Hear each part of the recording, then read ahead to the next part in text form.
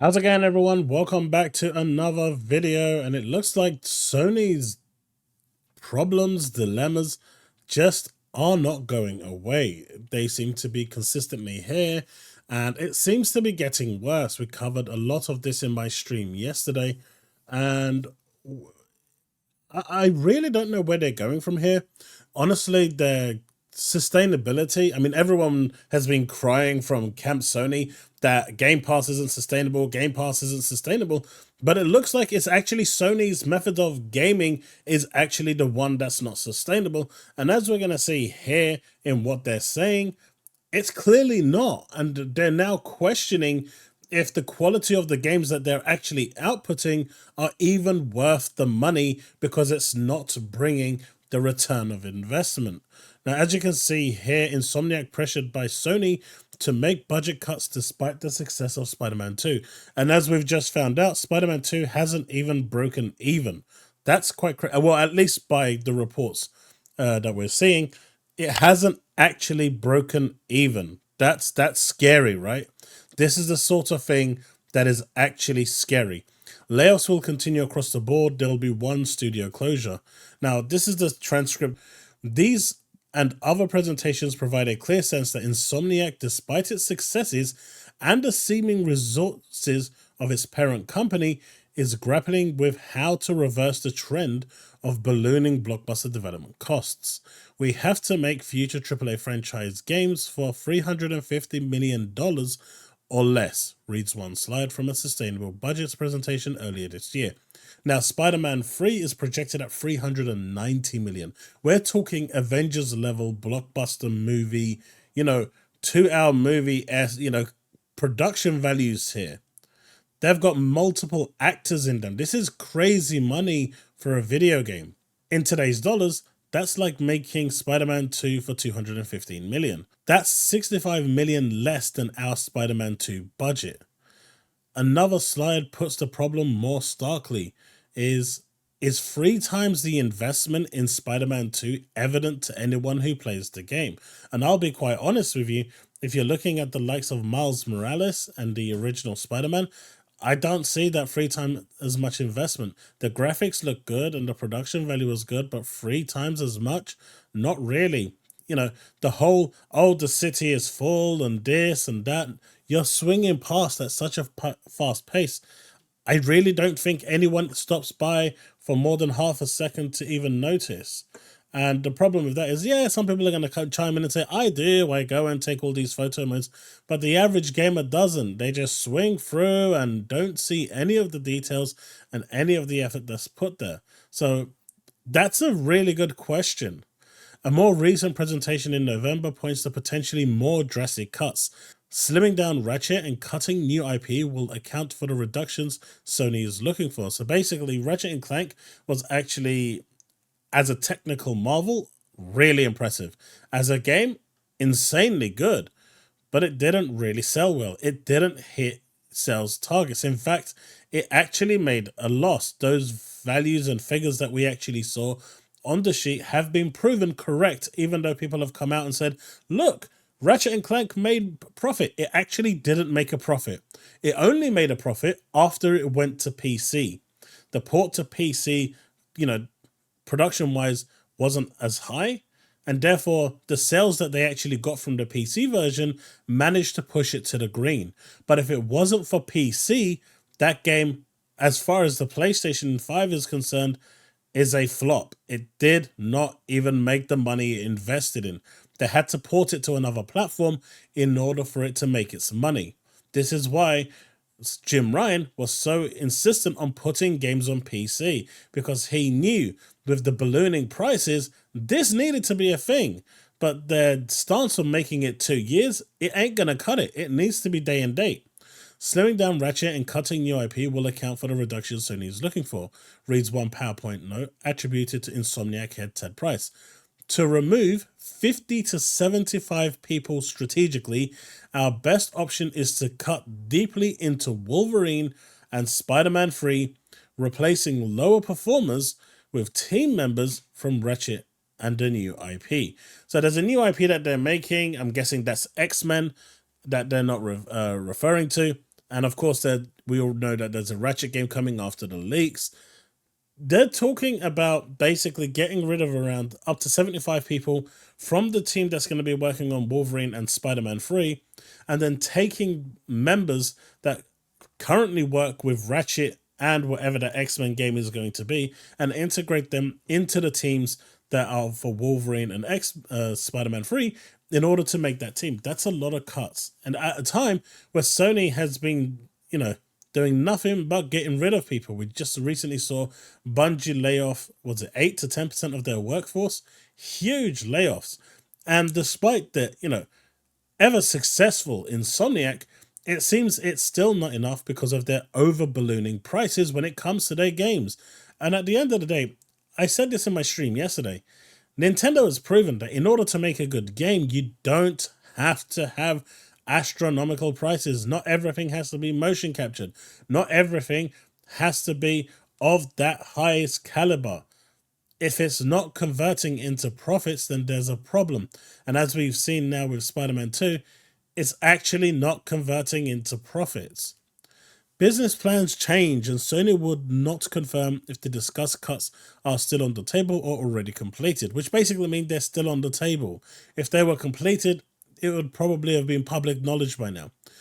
But a notes file referencing a November 9 PlayStation off-site meeting reiterates the 50 to 75 number of cuts. The notes suggest the cuts are being asked of other PlayStation studios as well. So it's not just Insomniac Games here. There's other studios that are being asked to do this. This is at a time when Sony has hit 50 million console sales.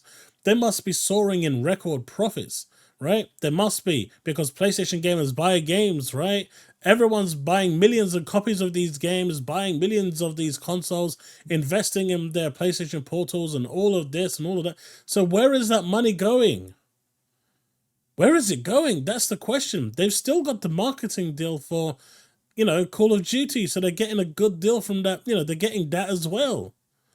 So they're getting revenue coming in through there as well, in terms of just like making it look like that's the best place to play Call of Duty. That's what they say, right? Including the line, there will be one studio closure. Sony did not respond when asked to clarify. This is pretty bad, right? I think this is pretty awful. This is really, really awful. And considering, Spider-Man is a beloved game, it's pretty sad that it's actually come to this. And, say what you will, Sony's marketing has been by far way superior to Nintendo and Microsoft combined. They push their marketing to the limits. The stuff I've seen are pretty impressive. And it's no shortage that they own a huge portion of the market share. We've also seen this as well, especially in the console market. I mean, just a few months ago, a couple of months ago, they sold 1.7 million consoles. That's insane in 1 month. Globally, that is, right? And in Europe, they're pretty much dominating. I mean, they're dominating globally at the moment.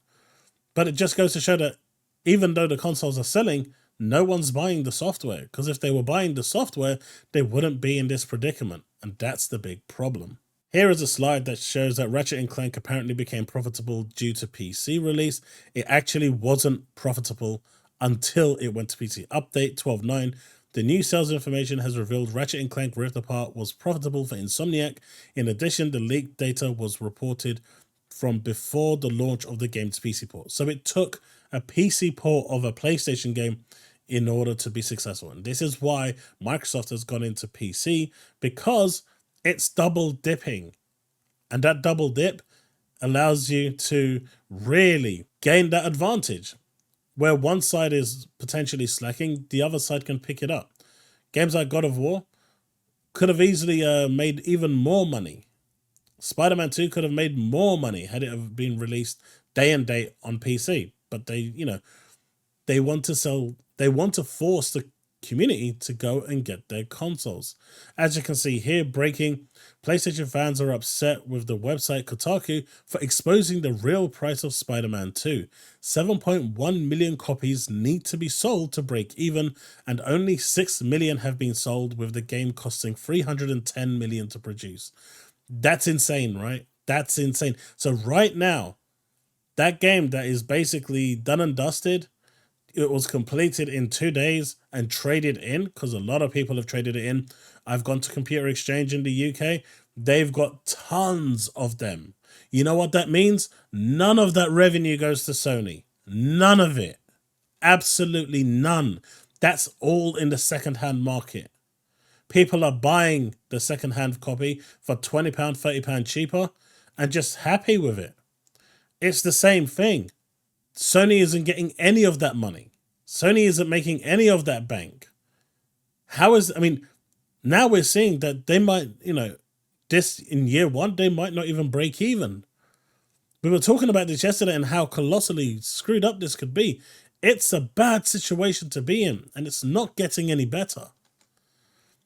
Now we're looking at Spider-Man looking to have, Spider-Man 3 looking to be split into 3 games. They're going to do part 1 at apparently $50, part 2 at $50, and a multiplayer at $50. And the whole complete package will cost you $150. Part 1 and multiplayer will be released same day and date, and that's going to cost you $100. And then if you wait 2 years, you can get the whole complete package for about $60. But that's insane. Now they're talking about splitting the games in half, or just modularizing the games to try and make it. Is this what the PlayStation community is happy with? As a PlayStation fan, are you seriously happy with this? Seriously, can you say that you're happy with this? This is awful. Really awful. And as if that wasn't bad enough, Sony PlayStation has been fined 13.5 million euros, and obviously that's pocket change for Sony and corporations, by the French authorities for abusing its dominant market position for the supply of PlayStation 4 controllers. Basically, there was a time where you couldn't basically release a controller on the PlayStation. It had to be official. And in the end, just like the digital situation Sony's in now with the $8 billion lawsuit, they've lost this one. This is now a precedent where Sony has abused its power, and this is looking more and more likely that that $8 billion lawsuit that has been brought towards them, by the CMA, could actually stand now that it's gone to court. Can you imagine the devastation that $8 billion lawsuit will have on Sony? Guys, this isn't good. I've never advocated for anyone to go out of business. Healthy competition is always a good thing, but my God, things are looking really, really bleak for Sony. They've been pumping and pumping and pumping, but it looks like at some point that balloon has burst.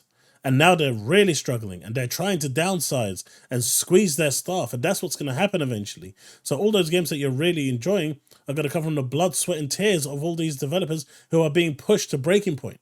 Not good, man. Not good. Not good. Let me know what you think in the comment section below. Let's have that discussion, and I'll see you in the next one. This is definitely not a good thing for Sony. It's just getting worse. 2024 is ending on a really, really sour note when it comes to the PlayStation. It's really disappointing to see. Remain legend, folks.